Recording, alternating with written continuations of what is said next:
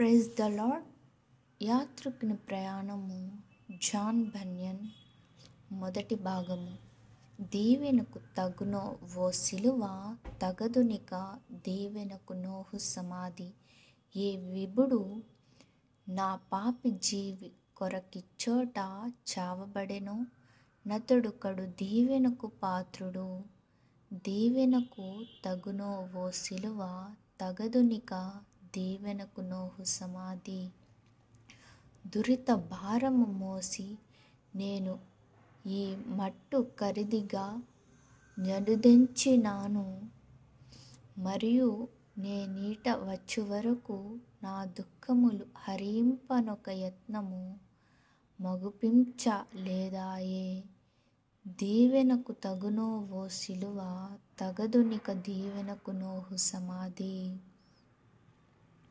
ఇది చూడ ఎటువంటి స్థలము, నాకు నెమ్మది ఇచ్చే దీని శోభనము, తుద లేని ఆనంద పదవి నా కొదవుటకు మొదలిదే. నా దివ్య పద మహాహ గనుగొంటి. దీవెనకు తగునో ఓ సిలువ, తగదునిక దీవెనకు నోహు సమాధి.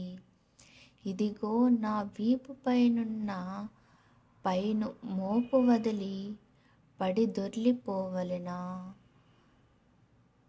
మెదపి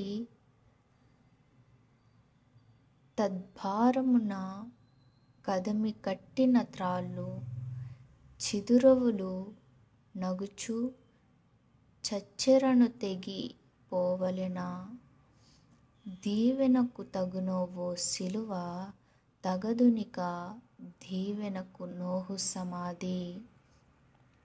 అట్లు పాడుచు అతడు తన మార్గమున తరలి వెళ్ళెను.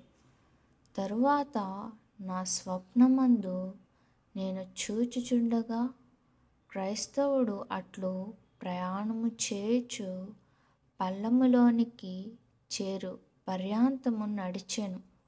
అక్కడ అతడు తన కాళ్ళకు సంకెళ్ళు కలిగి గాఢ నిద్రలో పడియున్న ముగ్గురు మనుషులను చూచెను. వారిలోని ఒకని పేరు మతిహీనుడు, రెండోవాని పేరు సోమరి, మూడోవాని పేరు మొండి తెగువ. Thank you.